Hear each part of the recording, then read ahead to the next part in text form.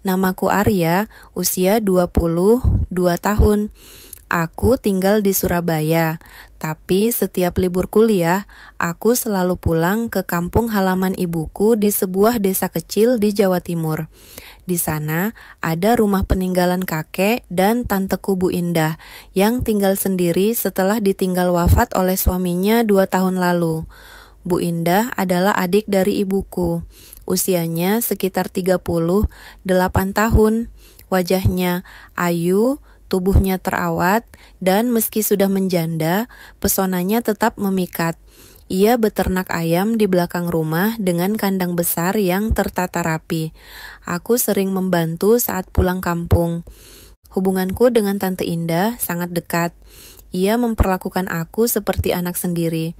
Tapi, aku tahu sejak aku remaja, ada sesuatu yang berbeda dalam cara kami berinteraksi. Tatapan mata, candaan, sentuhan, semuanya terasa sedikit lebih dari sekadar hubungan keluarga biasa. Tapi, kami berdua selalu menahan diri sampai hari itu terjadi. Hari ketika hujan turun deras dan listrik padam. Aku dan tanteku berada di kandang ayam, menyelamatkan beberapa anak ayam yang hampir mati kedinginan. Kami basah kuyup, tubuh kami saling bersentuhan, dan sesuatu dalam diri kami meledak. Hujan belum berhenti saat kami selesai memindahkan anak ayam ke tempat yang lebih hangat. Badanku basah kuyup. Begitu juga dengan Tante Indah. Bajunya menempel ketat di tubuh membuatku gugup sendiri. Nafasku memburu dan suasana di dalam kandang yang remang-remang itu terasa aneh, tegang, tapi mendebarkan. Ayo, kita tunggu hujan reda dulu di sini daripada basah-basahan ke rumah, kata Tante Indah sambil duduk di atas bangku kayu. Aku hanya mengangguk berusaha menahan pikiranku agar tidak melayang kemana-mana. Tapi entah kenapa mata kami sering bertemu di keheningan dan suara hujan seperti latar romantis yang tak bisa dihindari. Kamu sudah besar ya sekarang, Arya? Katanya pelan. Aku menoleh dan hanya membalas dengan senyum canggung. Masih ingat waktu kecil kamu suka tidur di pangkuanku? Tambahnya lagi seperti membuka pintu kenangan yang mestinya dibiarkan terkunci. Aku hanya tertawa kecil, tapi ketika ia menyentuh rambutku yang basah dan mengusapnya dengan lembut, tubuhku gemetar. Sentuhan itu terasa terlalu lama, terlalu lembut, terlalu berbeda. Tante. Iya, Arya.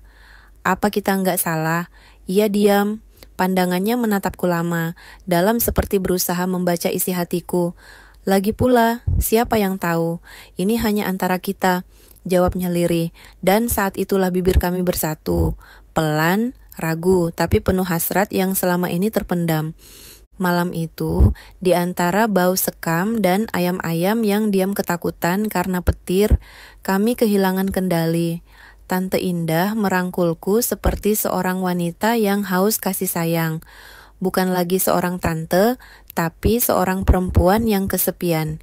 Dan aku, seorang lelaki muda yang terjebak di antara rasa hormat dan nafsu. Ketika hujan berhenti, semuanya sudah berubah. Kami tidak lagi sama. Aku tahu kami melangkah terlalu jauh, tapi bagian terdalam dalam diriku tidak menyesalinya. Sudah 2 bulan sejak malam hujan itu, aku kembali ke Surabaya untuk kuliah seperti biasa. Tapi, pikiranku selalu tertinggal di kampung. Setiap malam, bayangan Tante Indah hadir dalam mimpiku. Sentuhannya, bisikannya, dan tatapan matanya sesaat setelah semuanya terjadi di kandang ayam malam itu. Tapi, aku tak menyangka kabar mengejutkan datang melalui telepon. Ya, Tante, telat datang bulan. Suaranya bergetar. Aku diam. Jantungku berdetak kencang. Maksud Tante hamil? Tanyaku pelan. Hening sejenak. Ya, dunia seakan berhenti. Aku tak tahu harus bahagia atau takut. Ini bukan kisah cinta biasa. Ini hubungan terlarang. Tanteku sendiri.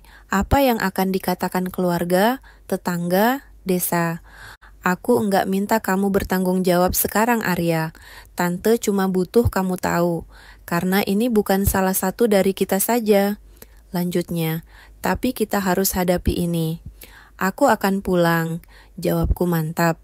Entah dapat kekuatan dari mana, tapi aku tahu aku tak bisa lari. Saat aku sampai di kampung, Tante Indah sudah berubah. Wajahnya lebih pucat, tubuhnya lemas, dan matanya sembab karena terlalu sering menangis. Tapi yang mengejutkan, ia menyambutku dengan pelukan hangat. Tak ada kemarahan, hanya rasa lelah dan takut. Tante sudah siap kalau ini semua terbongkar? Tanyaku. Belum, tapi kalau kamu di sini, Tante jadi kuat. Tapi yang tidak kami duga, bisik-bisik warga sudah mulai muncul. Tetangga mulai memperhatikan perubahan tubuh Tante Indah. Beberapa bahkan mulai bertanya-tanya siapa lelaki yang diam-diam sering ke rumah. Dan yang lebih mengejutkan, ibuku, kakaknya sendiri, mulai curiga. Arya, kamu jangan terlalu sering ke rumah Bu Indah malam-malam. Enggak enak dilihat orang, kata ibu suatu malam lewat telepon.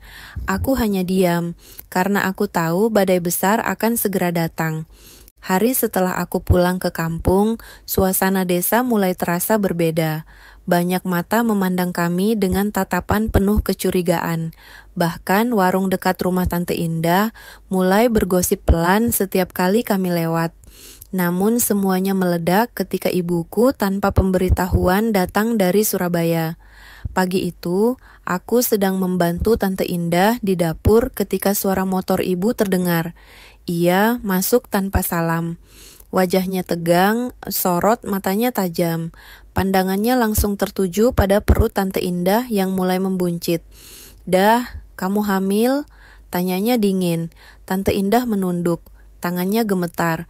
Siapa laki-lakinya? Hening, ibu menatapku, matanya menyipit curiga. Arya, jangan bilang kamu. Aku menatap ibu tanpa bisa berkata-kata. Rasanya seluruh isi dadaku sesak. Astagfirullah, teriak ibu sambil menamparku keras. Pipiku panas bukan karena rasa sakit, tapi karena malu. Anak durhaka, tante sendiri kamu noda, kamu pikir ini kota, ini desa Arya. Orang akan membicarakan ini seumur hidup kita. Tante Indah menangis.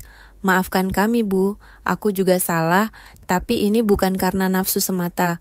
Kami sama-sama kesepian. Ibu menggeleng, air matanya jatuh deras. Kesepian bukan alasan untuk zina, aku malu. Ya Allah, aku malu. Hari itu semua terbongkar. Ibu murka. Ia mengancam akan melaporkan ke kepala desa. Ia bahkan ingin mengusir kami dari tanah keluarga. Tante Indah hanya bisa menangis, memeluk perutnya yang kini menyimpan nyawa dari hubungan yang terlarang. Aku tahu, sejak hari itu hidup kami tak akan pernah sama. Tapi yang paling menyakitkan adalah melihat ibuku sendiri memunggungiku dan berkata, "Mulai sekarang kamu bukan anakku lagi." Setelah ledakan emosi itu, kampung tidak lagi sama. Tidak ada lagi senyum dari tetangga, tidak ada lagi sapaan hangat. Rumah Tante Indah terasa seperti sarang dosa yang siap dilempari batu kapan saja. Gosip sudah menyebar kemana-mana. Tante dihamili ponakan sendiri. Ibu tak mau mendengar penjelasan apapun. Ia tegas menyuruhku angkat kaki dari rumah, bahkan dari desa. Aku enggak bisa hidup dengan aib ini. Pergi kalian berdua, pergi dari sini. Teriaknya sambil menunjuk pintu. Malam itu kami berkemas dalam diam. Tak ada waktu untuk menahan air mata. Tante Indah memelukku erat sebelum kami meninggalkan rumah yang dulu begitu penuh kenangan. Kami naik bus ekonomi ke Surabaya. Perut Tante Indah makin membesar dan aku menggenggam tangannya sepanjang jalan. Tak ada yang bicara, hanya bunyi roda bus di jalanan malam dan pikiran yang penuh kekhawatiran. Setelah beberapa hari menginap di rumah temanku, kami memutuskan menyewa kamar kos kecil di pinggiran kota. Tidak besar, tapi cukup untuk 2 orang yang sedang menyembunyikan masa lalu. Di kota hidup tidak mudah. Aku kuliah sambil kerja serabutan. Tante Indah mulai menjahit pakaian ibu-ibu kompleks untuk menambah penghasilan. Kami tak bisa terbuka pada siapapun. Status hubungan kami tak bisa dijelaskan, tapi kami bertahan. Malam-malam penuh kelelahan. Kadang kami berdua hanya duduk diam sambil menatap dinding. Tapi dari matanya, aku tahu Tante Indah tetap tegar. Kalau nanti anak ini lahir, apa yang akan kamu katakan ke orang? Tanyanya suatu malam. Aku menatapnya dalam. Kalau dunia nggak mau terima dia, biar aku yang jadi dunianya. Tapi yang tidak kami tahu, aib lama belum selesai karena seseorang dari kampung diam-diam mengikuti kehidupan kami dan sedang bersiap membuka semuanya. 7 bulan berlalu, hidup kami di Surabaya seperti menumpang di bawah bayang-bayang dosa. Tante Indah semakin besar perutnya, dan aku semakin sering kerja serabutan dari angkut barang, antar galon, sampai jadi admin toko online. Semua demi satu, anak kami nanti tak boleh lahir dalam kesengsaraan, tapi malam-malam kami tetap sunyi. Tak ada gelak tawa, tak ada foto di media sosial, kami hanya hidup bersembunyi. Hingga suatu hari, seorang tamu tak diundang datang ke kos. Arya, aku kaget. Sosok itu berdiri di depan pintu kos dengan senyum dingin. Pak Roni dari desa kami, pria tua yang dikenal mata-mata gosip kampung. Aku lagi di Surabaya, mampir loh, ini Bu Indah. Waduh, hamil ya? Wajahnya berubah licik, matanya menyapu seluruh sudut kamar kos yang sempit itu. Aku tahu bencana akan dimulai. 1 bulan kemudian kami pulang ke desa, tidak dengan kepala tegak, tapi juga tidak dengan rasa malu. Kami tak bisa sembunyi selamanya, kami harus berdiri. Warga memang memandang, mencibir, dan menjauhi, tapi tak sedikit juga yang diam-diam memberi simpati. Ya sudah kejadian, toh mereka tanggung jawab, kata salah satu tetangga tua. Aku dan Tante Indah tidak menikah. Kami tahu dunia tidak akan mengizinkan itu, tapi kami hidup dalam satu rumah sebagai ibu dan anak bagi bayi perempuan yang kami beri nama Naura, yang artinya anugerah. Kami tak bisa menghapus masa lalu, tapi kami bisa memilih bagaimana masa depan dijalani. Banyak luka, banyak air mata, tapi dari semua itu, kami belajar satu hal. Cinta tidak selalu hadir dalam bentuk yang indah. Tapi cinta sejati adalah yang sanggup bertanggung jawab atas segala akibatnya. Dan kini Naura tumbuh sehat tanpa tahu bahwa ia lahir dari kisah yang tak biasa antara seorang ponakan, seorang tante, dan satu malam di kandang ayam yang mengubah segalanya.